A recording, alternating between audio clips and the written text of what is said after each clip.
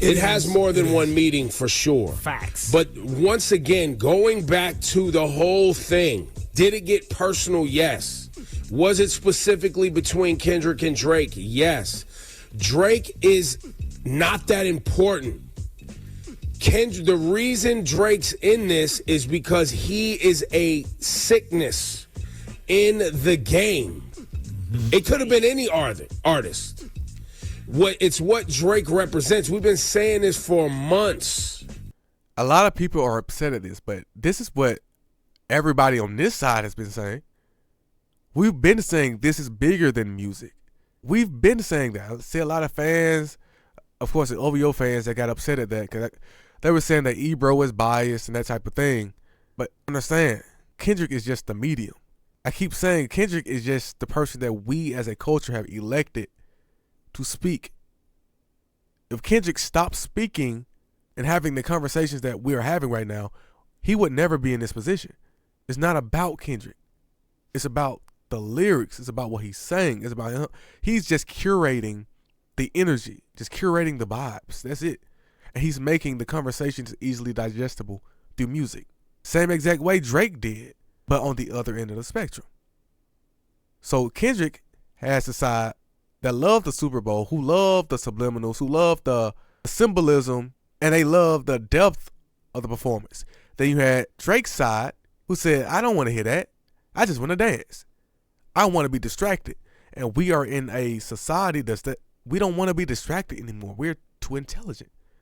We're almost in a Renaissance era. We are in the information age. We have Google. We have so much information. We have TikTok and YouTube and Twitter. So much information and communication is being shared that we can't just sit back in the dark anymore. This is not the dark ages. So understand we're moving away from that narrative.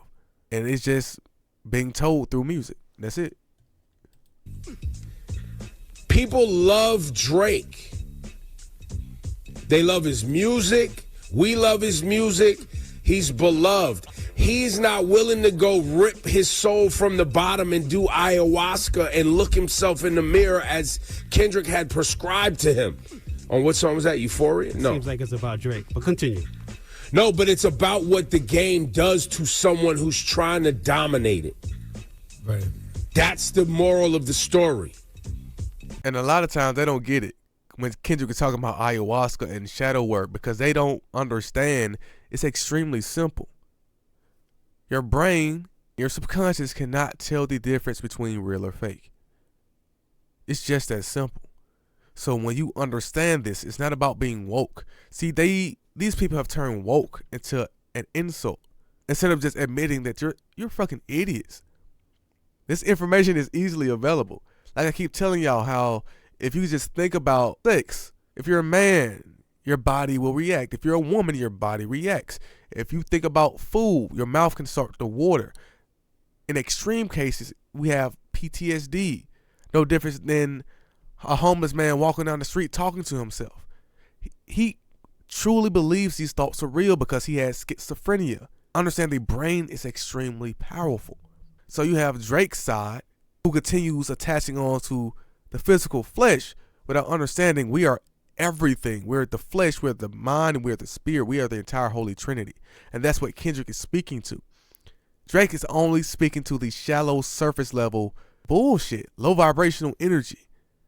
That's the reason why they keep attaching everything to Drake and taking it extremely personal. If y'all go read the book, The Four Agreements, I keep mentioning this book because it's an extremely famous book. The second agreement is not to take anything personal because once again, the subconscious is constantly responding. So just because I'm thinking certain thoughts, like I can think thoughts about food, my mouth starts to water. Your mouth is not gonna start watering. My brain is reacting to my body, my Holy Trinity. That has nothing to do with anybody else. I'm not attaching on to your energy. That's called mindfulness. That's called having God. It's called walking in faith. If you're a Christian, then you know what a Jezebel spirit is. If you're a reader, you know the Odyssey, one of the most famous stories of all time. Odysseus. You should be developing the mind of Odysseus. Drake, he still falls for the Jezebel spirit. That's the reason why he has the kid that he has now. That's the reason why he keeps being sexually deviant. He keeps falling for all these things, and it's a huge shift. The brain is a muscle. Go work your muscle out. You don't have a choice anymore.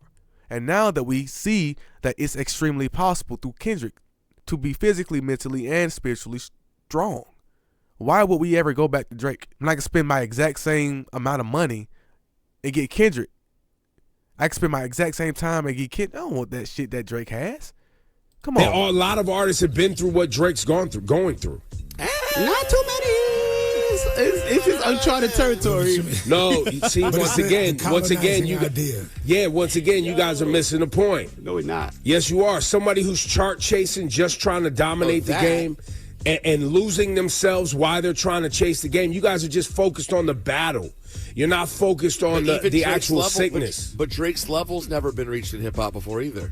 Right, because nobody's ever had this level of sickness before, where they're trying to be an art. You're trying to dominate R&B. You're trying to dominate hip hop. You're trying to dominate pop. You're trying to have people write your records. You're trying to do all of these things simultaneously. And oh, by the way, you're also behind the scenes doing people dirty.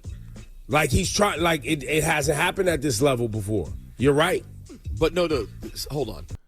I never even really thought about that too. Like, that's the reason why the industry is so against Drake. It's not just because Drake is just being hated on. No, he just wants to dominate everything.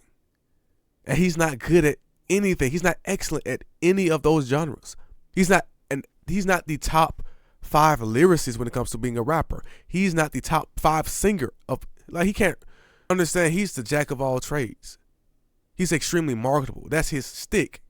It's just being versatile. But he's not excellent at anything that he does. And that's the reason why it's so difficult to respect Drake and his artistry, because we understand it's strictly for money. It's strictly for attention. It's not based off the actual love of the craft.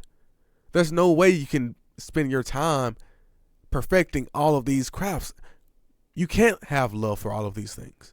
You can't have love for Afro beats and reggaeton and R&B and pop music and hip hop. You literally don't have the time unless you're stealing, unless you're hiring ghostwriters, unless you're doing dirty tactics behind the scenes. That's the only way. You're just one person. You don't have that. So it is what it is, man. Are you Dave Free, bro? That's also, let's be realistic. He's also the most successful mainstream rapper of all time. Yeah, yes. You can't leave that part and all the things said. So y'all got to understand, we're going to keep having these conversations. This philosophy will never die.